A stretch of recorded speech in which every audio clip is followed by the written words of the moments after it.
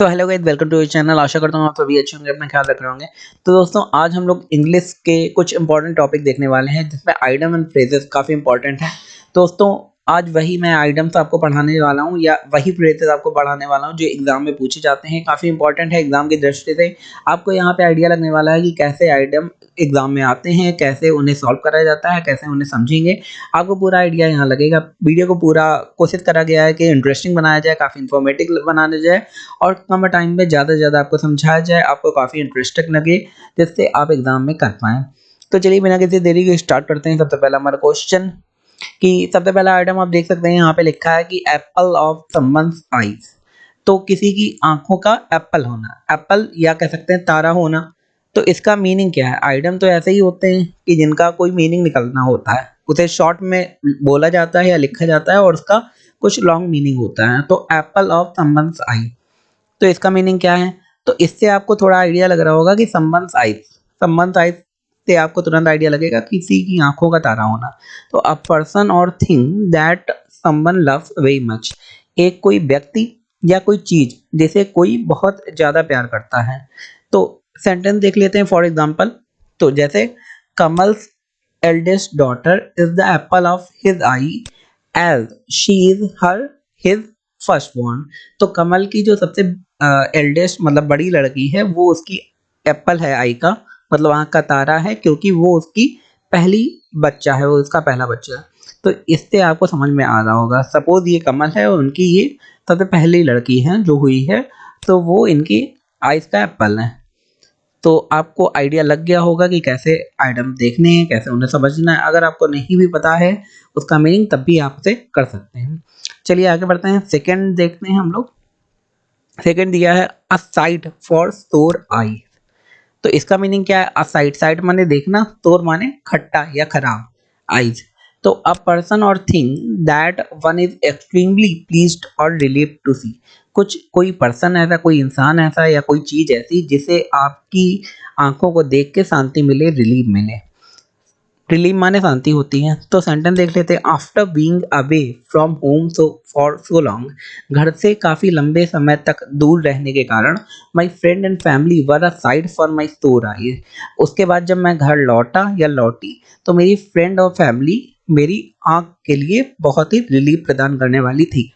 तो सिंपल सी बात है, अगर आप ऐसी कंडीशन बन रही है आपके सामने, तो आप क्या कहेंगे? असाइड फॉर सोर आइज। जैसे आप किसी से लंबे टाइम तक ना मिले, उसके बाद मिलते हैं तो आपको बड़ा रिलीफ मिलता है। या सपोज करो आपने कोई सीनरी देखी तो आपको बड़ा रिलीफ मिला, तो असाइड फॉर सोर आइज। अ पर्सन और thing that one is extremely pleased और रिलीव टू सी, एक ऐसा इंसान या ऐसी चीज जो आपको देख के बड़ी शांति मिले। जैसे यहाँ पे दो घर बने हुए हैं, दोनों ही इतने अच्छे हैं। यहाँ पे मौसम देखिए, घर देखिए, कि आपकी आंखों को थोड़ा रिलीफ मिलेगा। तो आप कह सकते हैं दिस प्लेस इज सोर ऑफ माई आईज। आगे बढ़ते हैं दोस्तों। कुछ एसएससी स्पेशल आपके लिए लाया हूं मैं आइटम एंड फ्रेजेस। ये एसएससी के एग्जाम में पूछे जा चुके हैं, ध्यान से देखिएगा, इसी तरीके के क्वेश्चन पूछे जाते हैं। पहला है feather in one's cap. Feather माने आपको बताइए जो पंख होते हैं। फेदर इन वंस कैप, किसी की टोपी में फेदर होना मतलब पंख होना। तो इसका मीनिंग क्या निकल रहा है? A new and additional distinction. Distinction माने अलग, कुछ अलग होना, कुछ नया और कुछ अनोखा होना। ठीक है। आगे डंकी ईयर। तो डंकी, डंकी माने आपको पता ही होगा, ईयर माने साल, लेकिन उसका मीनिंग क्या निकलेगा? अ लॉन्ग टाइम, एक बहुत लंबा टाइम। उसके लिए आप क्या कहेंगे? डंकीज ईयर, काफी लंबा टाइम। आगे देखिए लीव नो स्टोन अनटर्न। ये काफी प्रचलित, आपको पता भी होगा, काफी यूज करा जाता है कि सारी कोशिश कर लेना, किसी चीज को बाकी ना छोड़ना। तो to try every possible way, सारे तरीके अपना लेना। अगर आपका कोई काम अटका है, उसे करने के लिए आपने सारे तरीके अपना लिए, तो आप क्या कहेंगे? Leave no stone unturn. कोई भी पत्थर ऐसा नहीं है जिसे मैंने छोड़ा हो, सब उठा के देख लिए लेकिन काम नहीं हुआ। आगे देखते हैं a man of letters. Letters माने जो पत्र होते हैं। अ मैन ऑफ लेटर्स, तो उसे क्या कहेंगे? स्कॉलर। स्कॉलर माने आपको पता ही होगा कि काफी पढ़े लिखे जो लोग होते हैं, जैसे पीएचडी स्कॉलर, या फिर ऐसे लोगों को स्कॉलर कहते हैं, जैसे फिलोसफर हो गए, या काफी जिन्हें नॉलेज होती है तो उन्हें स्कॉलर कहते हैं। किसी चीज का, पर्टिकुलर चीज का कोई स्कॉलर है तो उसे कहेंगे अ मैन ऑफ लेटर्स। आगे देखते हैं टू निप इन द बड। तो टू निप इन द बड माने क्या होता है, to stop something in the starting.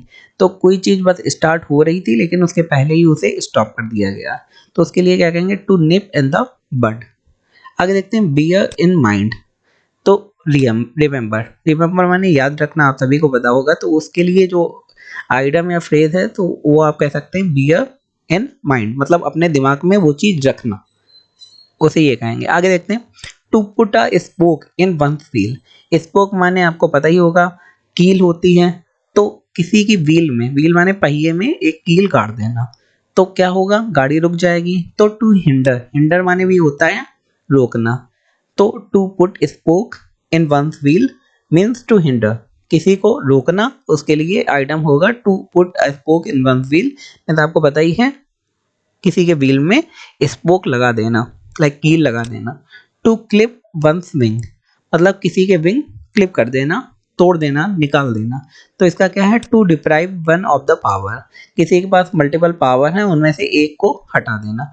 अगर आप कहते हैं एक पंख इसका तोड़ दो, मतलब आप एक कोई ताकत है इसकी, उसके खत्म कर दो। To deprive one of the power, तो आप क्या कहेंगे, टू क्लिप वन विंग, मतलब इसके दो सपोर्टर हैं तो वन ऑफ द सपोर्टर्स को आप हटा दो, तो टू क्लिप वंस विंग। आगे देखते हैं कुछ इंपॉर्टेंट एमसीक्यू के क्वेश्चन है, वो भी आप बताएंगे क्या है। पहला है ब्लू ब्लड। ब्लू ब्लड माने क्या होता है, belonging to the low class society, या फिर गिव कंप्लेन इन रिटन, या फिर member of high class society, या कंप्लेन गिव वर्बली। तो कंप्लेन गिव वर्बली माने होता है मुंह से बोल के कंप्लेन कर देना। Member of high class society, ये ठीक हो गया। Give complain in written, written में कंप्लेन देना, या फिर belonging to the low society. तो इसमें कौन सा आंसर सही होगा ये आपको बताना है। तो ब्लू बर्ड अगर आपने कभी सुना होगा, तो ब्लू बर्ड जो रॉयल ब्लड होता है उसे ब्लू ब्लड कहते हैं, जैसे ब्रिटेन का रॉयल फैमिली। तो ये आप रॉयल फैमिली यहाँ पे देख सकते हैं, तो इनका ब्लू ब्लड कहा जाता है, उसका बस आइटम है, कोई उसका वैसा मीनिंग नहीं है। तो member of a high class society, ये इसका आंसर आपका सही हो जाएगा, थर्ड वाला। आगे देखते हैं हेड ओवर हील्स। तो इसका क्या मीनिंग होता है, स्टडी हार्ड होता है, या फिर लिविंग इन लग्जरी, बहुत आसान जीवन जीना। वेरी एक्साइटेड या कॉन्फ्लिक्ट, कॉन्फ्लिक्ट माने झगड़ा होना, किसी से बनना नहीं। तो क्या होता है भाई हेड ओवर हील्स, तो इसका होता है वेरी एक्साइटेड, कि तुम्हारा हेड ओवर हील्स है, means you are very excited. तो इसका मीनिंग आपको समझना है, अगर मीनिंग आपको पता हो गया तो फिर आप आसानी से कर लेंगे। आगे देखते हैं कुछ इंपॉर्टेंट देख लेते हैं। To have ants in your pant, तुम्हारी पैंट में आंट्स हैं। आंट्स माने चींटी, तो अगर किसी के पैंट में आंट होंगी तो वो शांति से बैठ नहीं पाएगा, सिंपल सी बात है। तो वही यहाँ पे बताया गया, like to have ant in your pant. तो यहाँ पे इसका मीनिंग जो निकलेगा, a person who can't still calm और रिमेन साइलेंट, एक ऐसा व्यक्ति जो साइलेंट मतलब शांति से नहीं रह सकता। तो जाहिर सी बात, किसी के पैंट में अगर आंट होगी तो वो शांति से नहीं रह पाएगा, ये इसका मीनिंग है। तो दूसरा आइटम देखते हैं, to take the bull by the horn, किसी बुल को उसके हॉर्न से पकड़ना। तो means to deal with a difficult situation, किसी डिफिकल्ट सिचुएशन को आप झेल रहे हैं या उसे सॉल्व करने की कोशिश कर रहे हैं। सिंपल सा बात है, to take the bull by the horn, horn को डायरेक्ट अगर आप उसके सींग से पकड़ेंगे, हॉर्न माने सींग होता है, मीन्स आप किसी डिफिकल्ट सिचुएशन से आप डील करना है। आगे देखते हैं, to let the cat out of the bag, cat को बैग से निकालना, बैग से कैट को जाने देना। तो उसका क्या है, टू डिस्क्लोज अ सीक्रेट, जैसे कोई आपका दोस्त है, अपने सीक्रेट नहीं शेयर कर रहा, क्योंकि मोस्ट ऑफ द अपने सीक्रेट नहीं शेयर करते हैं, तो आप क्या कहेंगे, please let the cat out of the bag, bag से कैट को निकलने दो, मैं जो भी सीक्रेट है वो बता दो। आगे देखते हैं, to have the cat get your tongue, तो टंग माने जीभ होता है।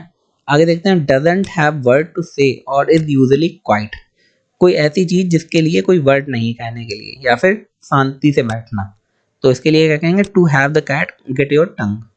आगे देखते हैं, to be raining cats and dog, ये क्या है, it is use to describe heavily rain, अगर बहुत तेज पानी गिर रहा है तो क्या कहेंगे, to be raining cats and dogs.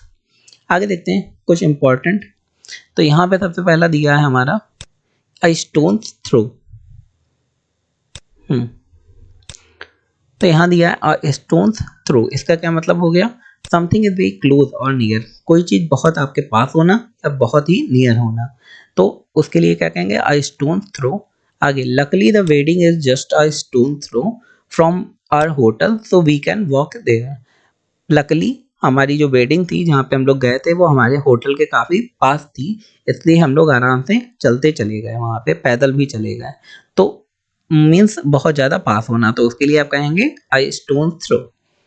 तो यहाँ पे वेडिंग हो भी रही है, आप देख सकते हैं। आगे देखते हैं, add fuel to the fire, मतलब जो आग आपने काफी बार सुनी है, आग में घी का काम करना या आग में पेट्रोल का काम करना, तो वही मीनिंग है add fuel to the fire. तो यहाँ होगा when someone does something to make a bad situation worse, अगर कोई सिचुएशन बुरी है उसे और खराब कर देना, तो उसे कहेंगे add fuel to the fire. तो यहाँ पे क्या है, when Sara started laughing during the argument it really added fuel to the fire, कोई आर्ग्यूमेंट चल रहा है, कोई बहस चल रही है और किसी ने हंस दिया, तो और ज़्यादा वहाँ पे गर्मा गर्मी हो जाती है, तो वो इसका मीनिंग है।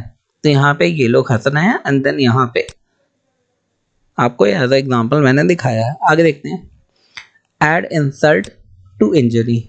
तो यहाँ पे क्या होगा, इसका मीनिंग क्या होगा, to make a bad situation worse, कोई बैड सिचुएशन है, खराब सिचुएशन, उसे और खराब कर देना, तो उसे ऐड इंसल्ट टू इंजरी। जाहिर सी बात, इंजरी माने चोट लगना, और उसमें भी आप इंसल्ट कर दें, मान लो कोई गिर पड़ा और आप उसकी बेइज्जती कर दें, तो क्या होगा, to make a bad situation worse, कोई बुरी कंडीशन को और बुरा कर देना। Like I as if breaking my arm is not bad enough, to add insult to injury I have to pay 1000 euros in hospital fee as I didn't have travel insurance।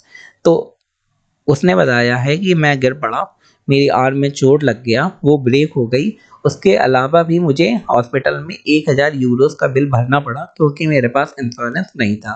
तो इसके लिए क्या कर सकते हैं, ऐड इंसल्ट टू इंजरी। तो उसने यहाँ पे यूज़ करा है कि मेरी आर्म टूटना इनफ नहीं था, उसमें as add insult to injury, क्योंकि मुझे 1000 यूरोस पे करने पड़े हॉस्पिटल को।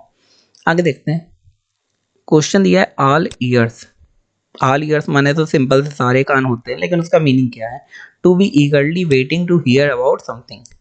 अगर आप किसी चीज का वेट कर रहे हैं कि कब वो न्यूज़ आएगी, कब वो न्यूज़ आएगी, तो उसके लिए आप कहते हैं ऑल ईयर्स। लाइक आपका एग्जाम हो चुका है और आप रिजल्ट का वेट कर रहे हैं, तो उस कंडीशन में आप कह सकते हैं। तो पहला पर्सन है, वो कह रहा है I have to tell you about what happened on our trip to Spain.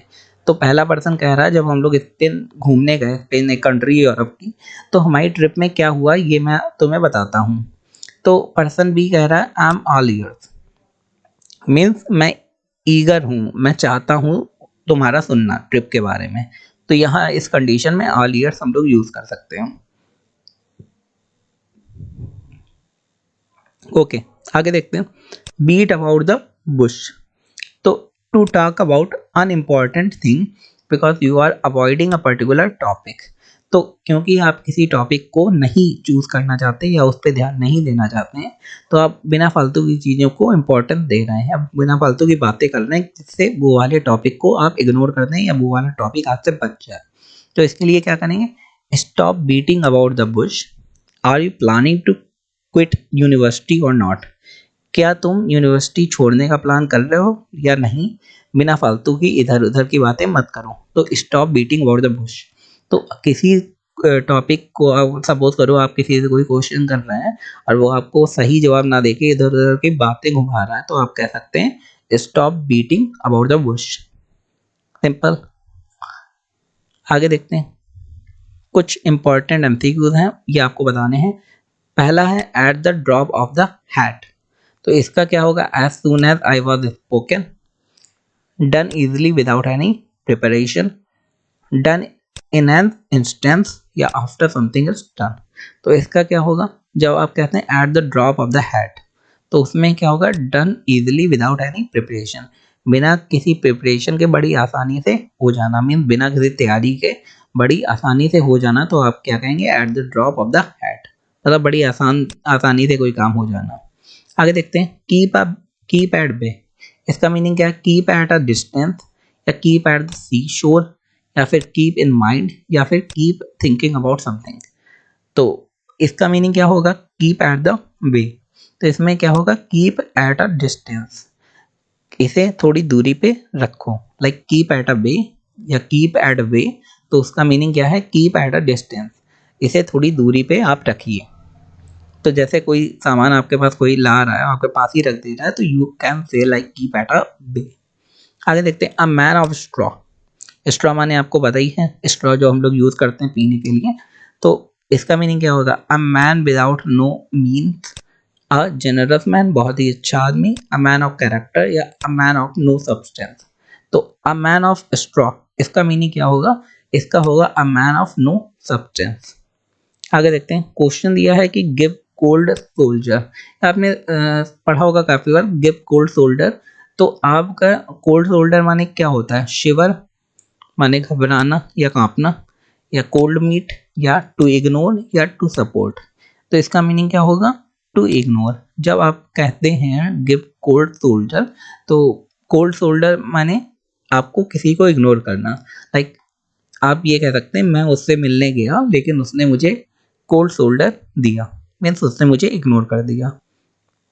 आगे देखते हैं, होल्ड वन हॉर्स, किसी के घोड़े को पकड़ना या पकड़े रहना। तो इसका मीनिंग क्या है, कीप वंस एक्सपेक्टेशन, दूसरों की एक्सपेक्टेशन को बनाए रखना, या कीप वंस गिफ्ट, दूसरों के गिफ्ट को रखना, हैव पेशेंस, धैर्य रखना, या हाई ऑन एनर्जी, एनर्जी से भरे हुए रहना।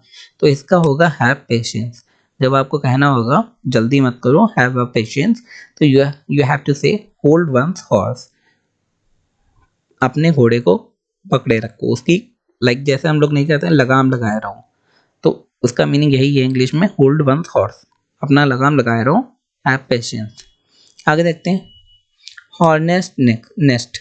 तो इसका मीनिंग क्या होगा, हॉर्नेस्ट नेस्ट का, अ बीज हाउस, मधुमक्खियों का घर, अ वायलेंट सिचुएशन, कोई दंगे वाली जगह, अ बुशी हाउस, या फिर अ डेंजरस प्लेस।